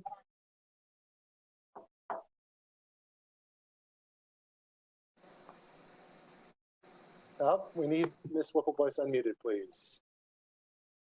I keep hitting unmute. It's not working. There we go. I'm looking at the other screen, so I'm not even looking that you can't hear me. Forgive me. Let's see here. This is almost too easy. I think the motion here is to approve the revised final site plan and design review for 2101 East 14 Mile Road. Do you want to mention continued support for the waiver on the glazing? Sorry, can you repeat that? Did you want to perhaps mention that includes continued support from the board to waive the glazing requirement? Oh, yeah, yes, please. I would like to include that. Sorry, my internet's been a little in and out tonight. So we have a motion from Ms. Boyce. Do we have a second? Second. Mr. Jeffries with a second. Any conversation on the motion? Just a quick one. I'm not sure I was at the meeting where we saw this, or you saw it the last time, but I just think it's a very nice building. A bit of a challenge, obviously, with a southern exposure, with sunlight coming in there. I think they've done a great job, and currently it's just a surface parking lot that's not very pretty, and so I'm I hope it gets built. Yeah, and I would simply offer, I think the revised plans are better. Yeah, agreed. Nice. Okay, no further comment at board level. One last time to the public. Anybody have any comment on the motion to approve the amended site plan? One last time to the public. Any comment to approve on the motion to approve? Seeing none, we will bring it back to the board, and can we please call the roll? Janelle Whipple-Boyce, Yes. Stuart Jeffries, Yes. Bert Kosek, Yes. Daniel Scher, Yes. Brian Williams, Yes. Robin Boyle, Yes. Scott Klein. Yes. Motion is unanimous. Thank you much. Thank you much, sir. Good luck. Thank you. All right, we are to item G, a pre-application discussion. Brown and Watkins. Yes, we have Mr. Saraceno. Hopefully I said that right. He would like to talk to you about this particular issue, and I will put up a screenshot for him so that he can to show you what he's got. Sure thing. Hey, before we do that, Mr. Emery, did you have a comment? Let's unmute him. Oh. There we go. Yeah, I'm going to leave the meeting now. Just wanted to let you know for the record, I gotta run. Thank you so much. Okay. Thank you, Mr. Emery. So let's go. So we have the applicant here, Mr. Saraceno. Is that correct? That's correct. Welcome, sir. If you could let us know what you're thinking, please. Yes, sir. Well, first of all, my name is Tom Saraceno. Please call me Tom. I am a custom home builder. I've built in Birmingham. My primary company is Rock Building Company. I've also built in a company that's a partnership with my brother, VVT Properties. And we've been building in Birmingham for several years, custom homes. The project that we have is the southernmost piece of the Southfield and Brown Road condominium project that just went in. My partner on the project is Mr. Matthew Chirac. He is a Birmingham resident. He also has a business in Birmingham. And our architects, I believe, and he apologizes. He had a prior commitment this evening and couldn't be here. My architects are, I believe, on board. We are and that's Dan DiMartinez and Paul Sammartino of Martini Sammartino Design Group. We are in the process of purchasing this property, and we are in a short due diligence period. So I'd like to express my gratitude for you guys taking the time, or you all, I should say, taking the time to take a look at this in an informal aspect.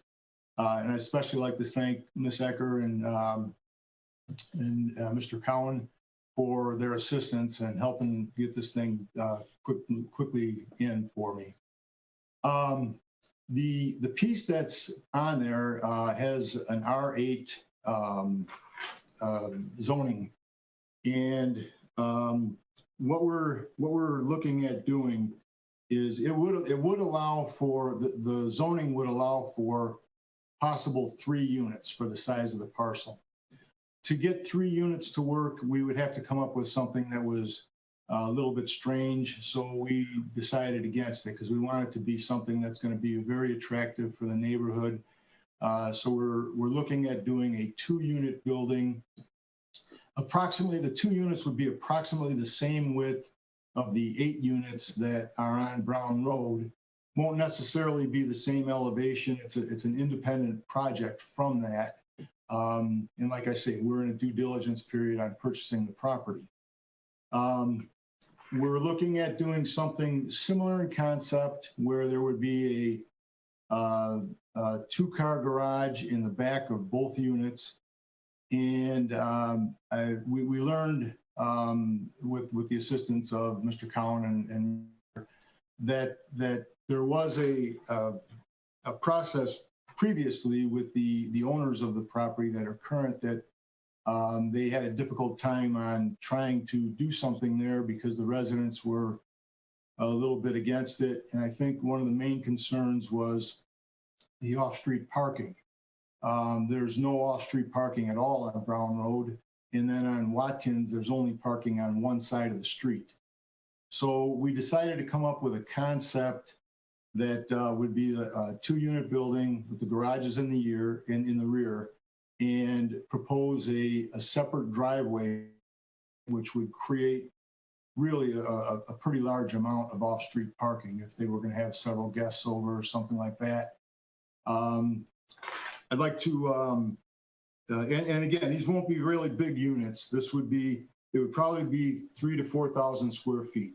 You could, according to the ordinance, you could get over 10,000 square feet on that piece, which would be a very large building.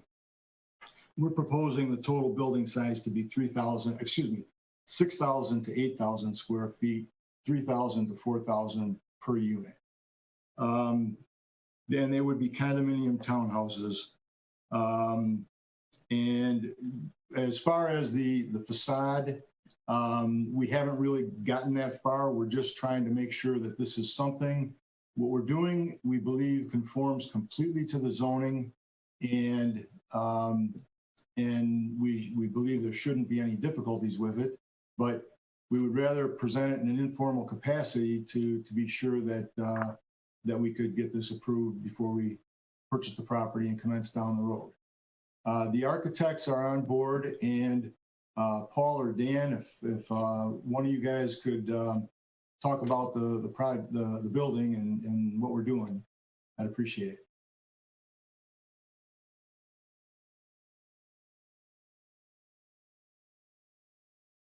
So I do see a gentleman by the name of Paul, I'm going to assume is your architect. Yeah, hi, Paul Sammartino. Can you guys hear me? Yes. Martini Sammartino Design Group, 920 East Long Lake, Troy, Michigan. Yeah, so like Tom said, so we're looking to do a duplex. They'd be about 18, 19, 20 feet wide each.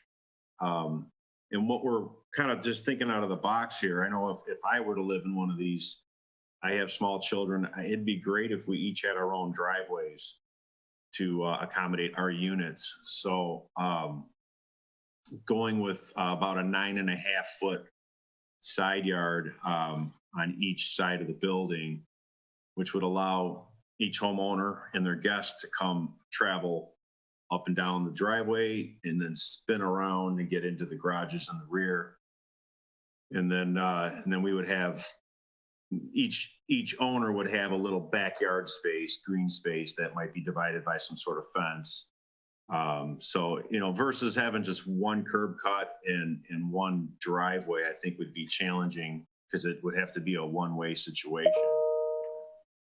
So that's kind of probably the biggest unique part of this project. You know, we're showing a pretty deep building in length.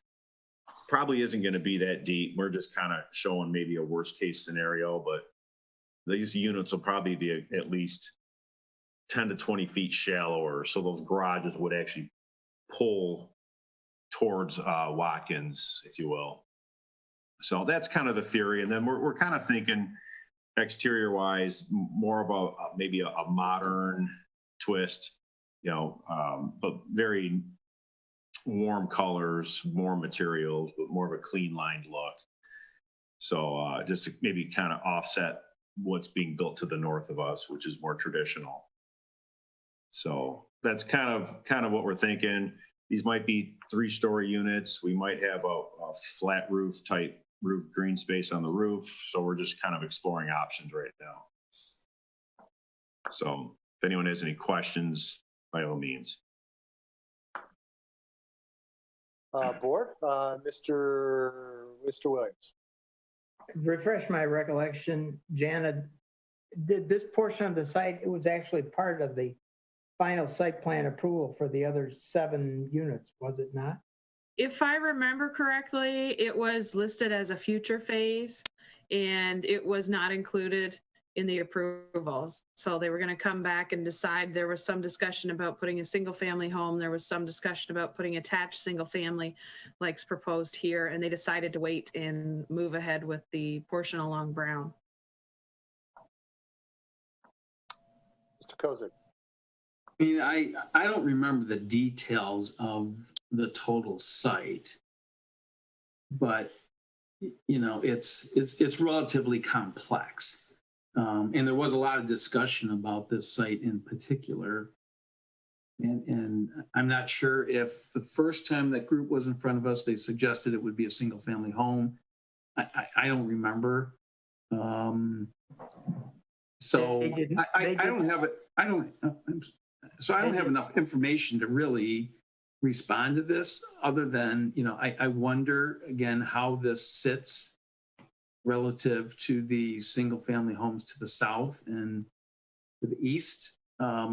It sort of looks like concrete on, you know, 3 sides with a building in the middle of it with very little green space in the front. You know, this is you know, for lack of a better term, it's a transitional area into you know, a quaint single family development. So, I'm a little concerned just based on the history and the complexity of the site and then understanding how the zoning ordinance deals with setbacks, for example, across the front. Does it have to relate to the single family in some way? Again, I'm just seeing lots of pervious material here, and so I'm, you know, so I'm not going to score it, but I guess I'm concerned enough to say I would need more information before I would just say, yeah, this is great, bring it on, you know. Right. Mr. Williams? Well, we all recall, I thought originally they had proposed similar units to what's on Brown for this area, and the neighbors went quite negative, I'm being kind. On the concept of extending those more than a single family home on that site. And so they dropped the plans, as I recall. And I think basically, I thought that, Jana, you'd have to check. I thought that the original site plan approval included this property. The original site plan approval showed this property, but left it open for future use. Yeah. It did not. But the development that they had anticipated, I think, there were objections by the planning board at the time. I'd have to go back and look too. I don't have enough information. I think anything other than a single family is going to bring every resident out of retirement. Well, I would agree with that. I would say that, Jana, you can go back and look at as we get further along. They did flat out come to us originally and tell us they were going to build a single family. No. Yeah. And they pulled it because they had no ideas what that was going to look like. Other comments? Ms. Whipplevoice, you had your hand up next. I just wanted to say it might be in the applicant's interest to try to look back to the minutes from the meetings that we had before when the 7 units were approved for Brown Street. There was a lot of discussion about this particular parcel here, and I trust from the shrinking audience that this sort of pre-application discussion didn't include any sort of a notice to the people who live in that area, because there were a lot of people that came out to talk about what they would like to see on this leftover piece of property. Or what they didn't want to see. They made signs. They made signs. They did, actually. But I would recommend you look back at the minutes from all the previous meetings. It might be helpful to you and what you decide to do here. Mr. Boyer, you had your hand up. Did you have a comment? Yeah, I would just second what Janelle had said. I remember a lot of conversation. I also personally got a little bit involved with the architect and the owner because I was concerned that it was going to just lie there, fallow. I remember talking about the condition of the property after they had taken off any ideas. But yes, there was a lot of conversation. And I think the suggestion from Janelle is really good. We've got that material. The architect and whoever's involved with this project going further should spend a little time looking at what has been said already. Mr. Jeffries. I'm just curious that this is all by right, isn't it, Jana? I mean, this is their attached single family is allowed as of right now. We haven't run all of that proposed site plan through a design review. Like, for instance, I'm sure there's going to be lot coverage issues and others, but attached single family 2 would be allowed as of right on that property based on the lot area. It's just a question of whether it conforms with the specific requirement. Correct. And we don't know yet. Right. And this is essentially why these folks are here, because they contacted us and were looking to purchase it. And, we advised them, look, you better come before the planning board and get some kind of idea, because there was a lot of discussion and a lot of concern, a lot of input from the neighbors. So they are aware of all of that. But Jana, so if somebody wants to put up multifamily and they conform to everything on a property that allows multifamily, where do we have the ability to say, no, you can't build multifamily? We don't. We don't. Right. As long as it conforms to the rest of the ordinance. Right. Mr. Scher. Actually, 2 comments for the applicant. The first and most important is if you haven't spoken to the neighbors, because Big protection though. Well, no, I think, I live in that neighborhood. I think the neighbors would appreciate the chance to discuss their views before. Absolutely. One of the problems last time is they felt that something was sprung on them and that they didn't have any input. So, ignore them at this point at your peril. The guy directly across the street has a definite viewpoint. Well, a lot of the neighbors do. Right. Yeah. In fact, a lot of people even 2 blocks away do.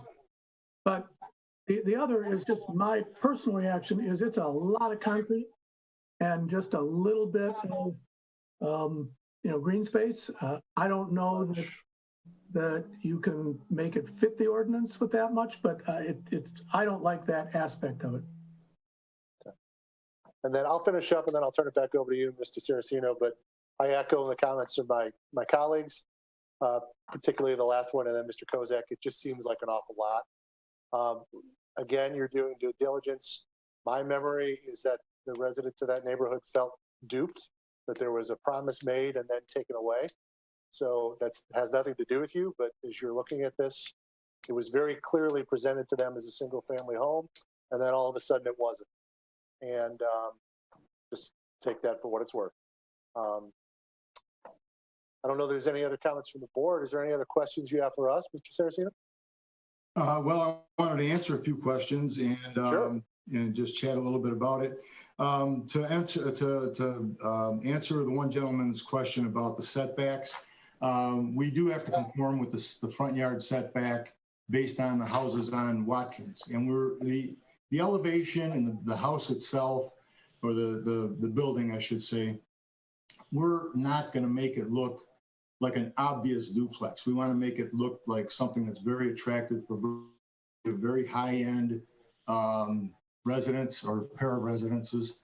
And obviously we're going to have 2 entries off of Watkins. That's what the requirement is. The entrances have to face Watkins, but we're going to do our best to make it very attractive from a street appeal. Now, the Nowak and Fraus were the engineers for the owners of the property. And by the way, we are not the owners of the property. We're in a due diligence period of purchasing.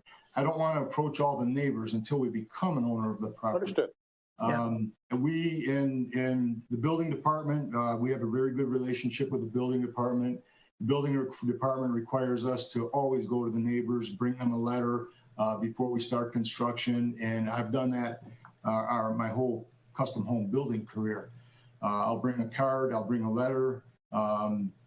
Mr. Kozak can attest to that. He built 2 homes across the street from him. And I had the pleasure of meeting him at that time. And we will do that if we purchase the property. We will approach the neighbors and let them know. Ms. Ecker advised me to go back and read the minutes of the previous meetings, which I did. And it seemed like a lot of the discussion was about the great concern about the off-street parking. We can still get around by doing the driveways out of pavers, which would help avoid all the concrete that you're talking about.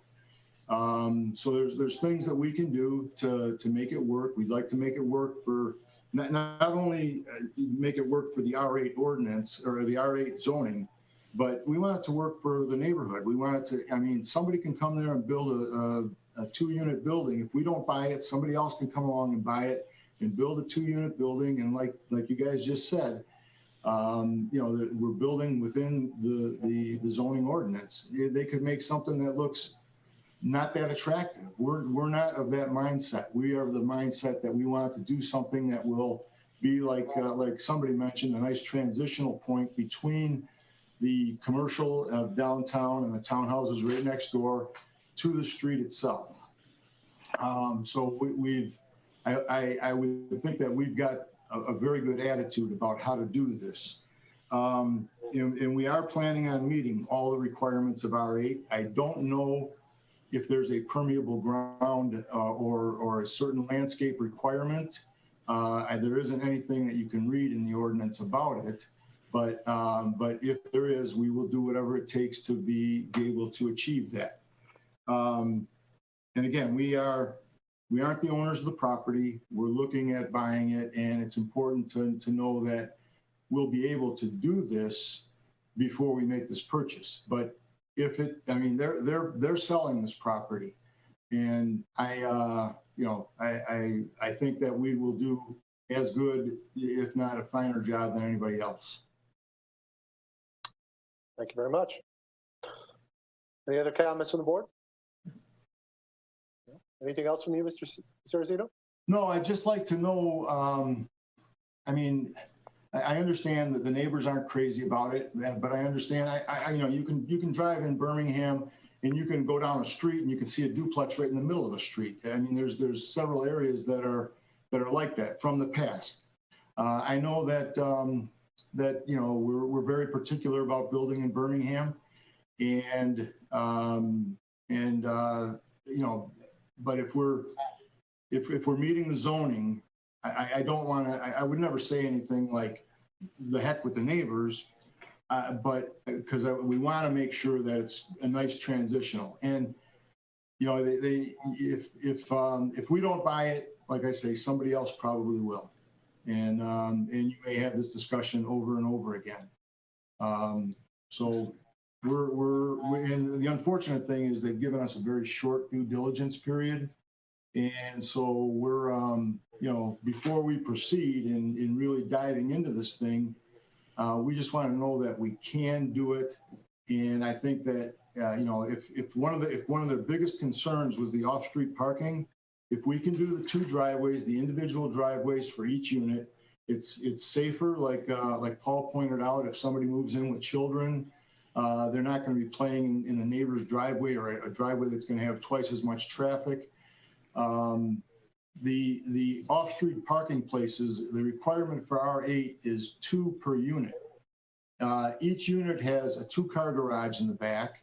There's a large parking pad behind the 2-car garage, and there's probably room to park about 5 cars down each driveway. So that will really help off-street parking if somebody's having an event or something like that. So we're trying to, we're very open to the concerns of the neighborhood.